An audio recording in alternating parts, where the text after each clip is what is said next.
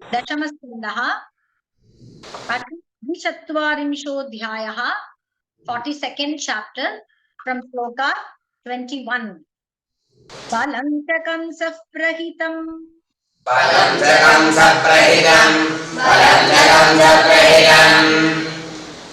हत्वा शालामुखात् ततः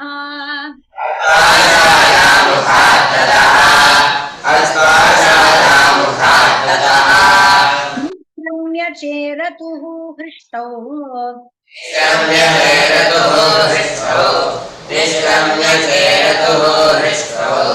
गृहीत्य पुरसम्पदः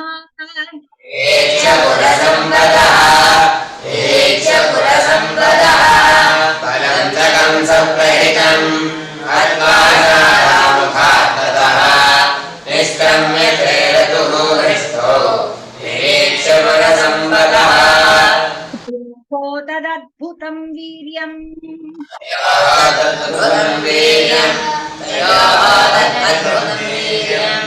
निशाम्य पुरवासिनः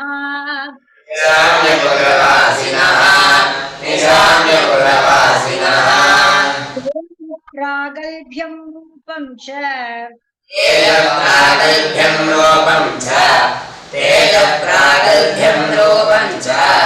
निर्निरे विबुधोत्तमौ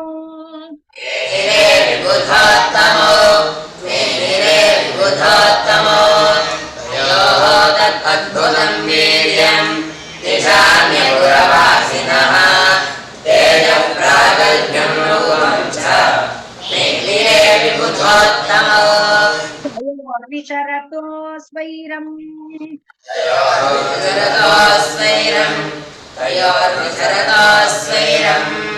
आदित्योस्तमुपेयिवान्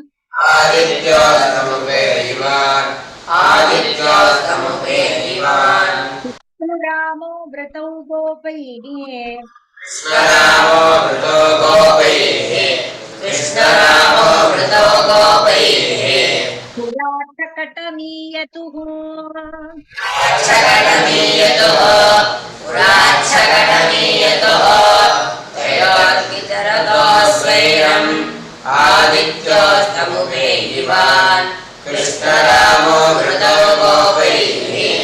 पुराट्टकटमीयतुः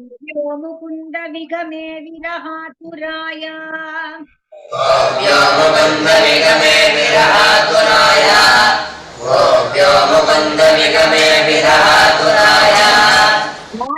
सता शिशरिता मधुपुर्य भुवन्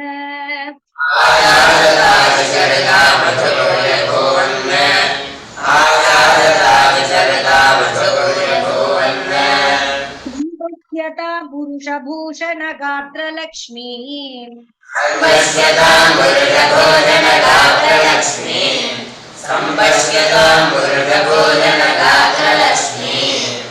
वेतरानुभजतः च कनेयनं श्रीः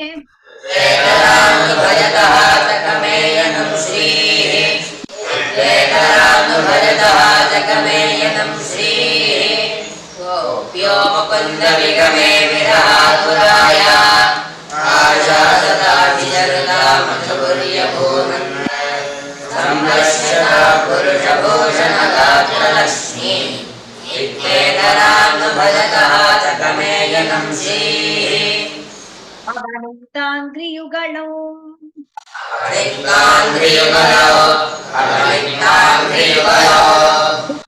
क्षीरोपसेचनम्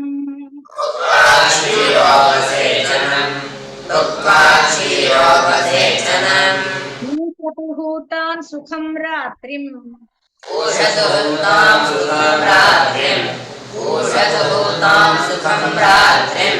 ज्ञात्वा कंसचिकीर्षितम्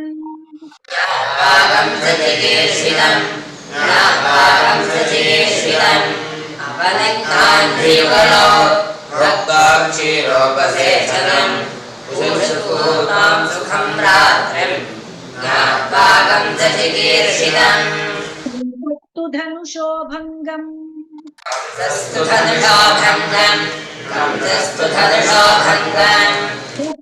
दक्षिणां स्वबलस्य च दक्षिणां स्वबलस्य च दक्षिणां स्वबलस्य च निशम्य गोविन्द वधं निशम्य गोविन्द वधं निशम्य गोविन्द रामविक्रीडितं परम् रामविक्रीडितं परम् कंसस्तु धनुषो भङ्गम् दक्षिणां स्वबलस्य च वधं निशम्य गोविन्द रामविक्रीडितं परम् प्रजागरो भीतः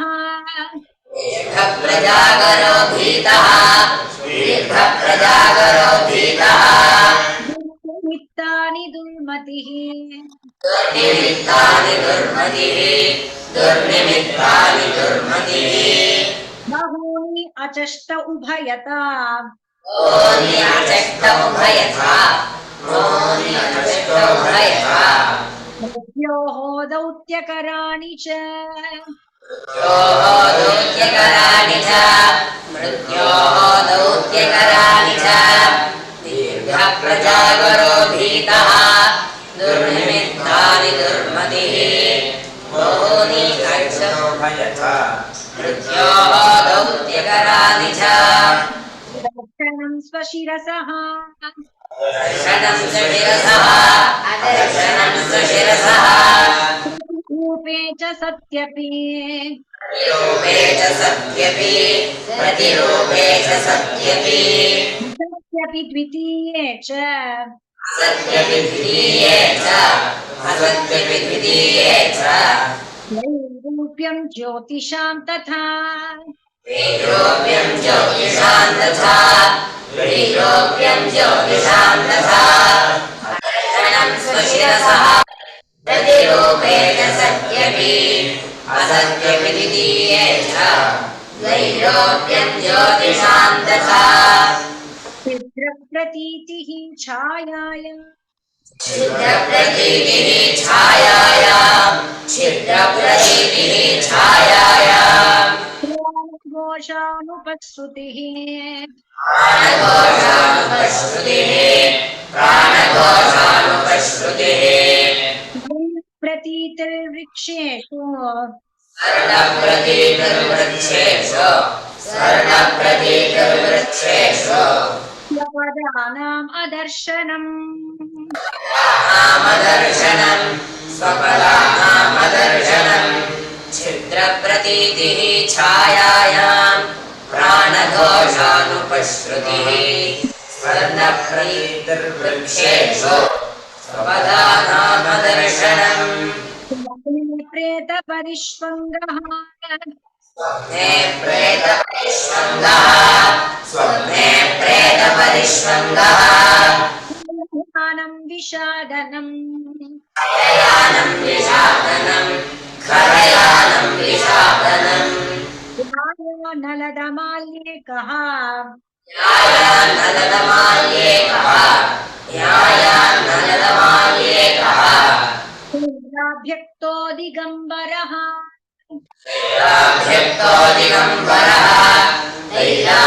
भक्तो दिगम्बरः स्वप्ने प्रेतपरिष्वङ्गः खरयानं विषादनम् ध्यायान्नलदमाल्येकः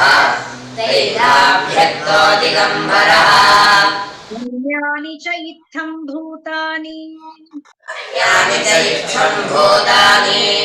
अन्यानि च इत्थं भूतानि जागरितानि च स्वप्नजागरितानि च मरणसन्त्रस्तो पश्यन्मरणसन्त्रस्तो रामलेभेन चिन्तया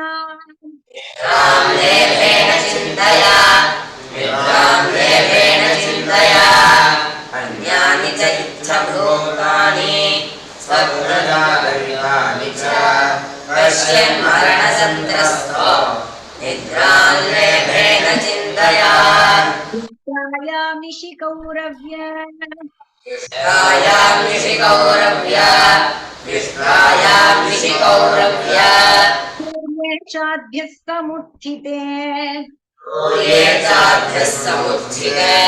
सूर्ये चाध्यः समुत्थिते धारयामास वैकंसः कारयामास वैकंसः कारयामास वैकंसः क्रीडा महोत्सवम् क्रीडामहोत्सवम् मल्लक्रीडामहोत्सवम् युष्टायां निशि कौरव्या सूर्ये चाध्यः समुत्थिते कारयामास वैकंसः मल्लक्रीडामहोत्सवम् मानर्चुः पुरुषारङ्गम् आनर्चुः पुरुषारङ्गम् आनर्चुः पुरुषारङ्गम् सूर्यभेयश्च जज्ञिरे सूर्यभेर्यश्च जग्धिरे सूर्यभेर्यश्च जग्धिरे बीजाश्च अलङ्कृतास्रग्भिः पञ्चाश्च अलङ्कृतास्रग्भिः पञ्चाश्च अलङ्कृतास्रग्भिः पताकाचैलतोरणैः पताकाचैलतोरणैः पताकाचैलतोरणैः आनर्चुः पुरुषारङ्गम् सूर्यभेर्यश्च दग्धिरे पञ्चाश्च अलङ्कृतास्रग्भिः पताकाचैलतोरणैः पौराजानपदा तेजपौराजानपदा तेजपौराजानपदा नक्षत्रपुरोगमाः ब्रह्मक्षत्रपुरोगमाः ब्रह्मक्षत्रपुरोगमाः यथोपजोषं विविशु यथोपजोषं विविशो यथोपजोषं विविशो राजानश्च कृतासनाः राजानश्च कृतासनाः राजानश्च कृतासनाः तेषुभौ राजानपदा ब्रह्मक्षत्रपुरोगमाः यथोपजोषं विविशो राजानश्च कृतासनाः परिवृतो माध्ये कंसं परिवृतो माध्ये कंसं परिवृतो माध्ये राजमञ्च उपाविशत् राजमञ्च उपाविशत् राजमञ्च उपाविशत् मण्डलेश्वर मध्यस्थः मण्डलेश्वर मध्यस्थः मण्डलेश्वर मध्यस्थः तेन विधूयता हृदयेन विधूयता हृदयेन विधूयता कंसः परिवृतो माध्ये राजमञ्च उपाविशत् मण्डलेश्वर मध्यस्थः हृदयेन विधूयता विद्यमानेषु तूर्येषु वाद्यमानेषु तूर्येषु वाद्यमानेषु तूर्येषु मल्लकालोत्तरेषु च मल्लकालोत्तरेषु च मल्लकालोत्तरेषु च मल्लास्वलङ्कृता दृप्ताः मल्लास्वलङ्कृता दृप्ताः मल्लास्वलङ्कृता दृप्ताः सोपाध्याया समाविशन् सोपाध्यायाः समाविशन् सोपाध्यायाः समाविशन् वाद्यमानेषु तूर्येषु मल्लकालोत्तरेषु च मल्लास्वलङ्कृता दृप्ताः सोपाध्यायाः समाविशन् चादूरः मुष्टिककूटः चाणूरः मुष्टिककूटः चाणूरः मुष्टिककूटः तलः तोषलयेव च स्वलः तोषल एव च शरः तोषल एव च आसेदुरुपस्थानम् तासेदुरुपस्थानम् तासेदुरुपस्थानम् कौदुवाद्यः प्रहर्षिताः पल्गुवाद्यप्रहर्षिताः पल्गुवाद्यप्रहर्षिताः चाणूरः मुष्टिककूटः शरः तोषल एव च तासेदुरवस् हर्षिताः नन्दगोपादयो गोपा नन्दगोपादयो गोपाः नन्दगोपादयो गोपाः भोगराजसमाहुताः भोजराजसमाहुताः भोजराजसमाहुताः निवेदिता उपायनाः निवेदिता उपायनाः निवेदिता उपायनाः ते एकस्मिन् पञ्च आविशन् ते एकस्मिन् मञ्चाविशन् ते एकस्मिन् मञ्चाविशन् नन्दगोपादयो गोपाः भोजराजसमाहुताः निवेदिता उपायनाः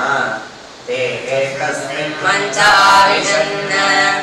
इति श्रीमद्भागवते महापुराणे श्रीमद्भागवते महापुराणे इति श्रीमद्भागवते महापुराणे पारमहंस्यां संहितायां दशमस्कन्धे पारमहंस्यां संहितायां दशमस्कन्धे पारमहंस्यां संहितायां दशमस्कन्धे पूर्वार्धे मल्लरङ्गोपवर्णनं नाम पूर्वार्धे मल्लरङ्गोपवर्णनं नाम पूर्वार्धे मल्लरङ्गोपवर्णनं नाम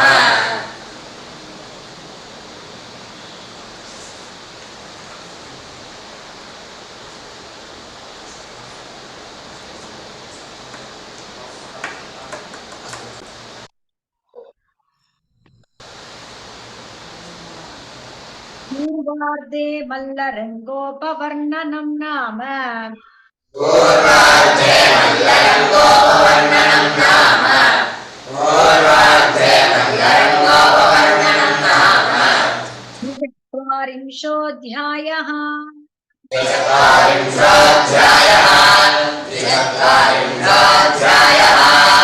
श्रीमद्भागवते महापुराणे पारमहंस्यां संहितायां दशमस्कन्धे पूर्वार्धे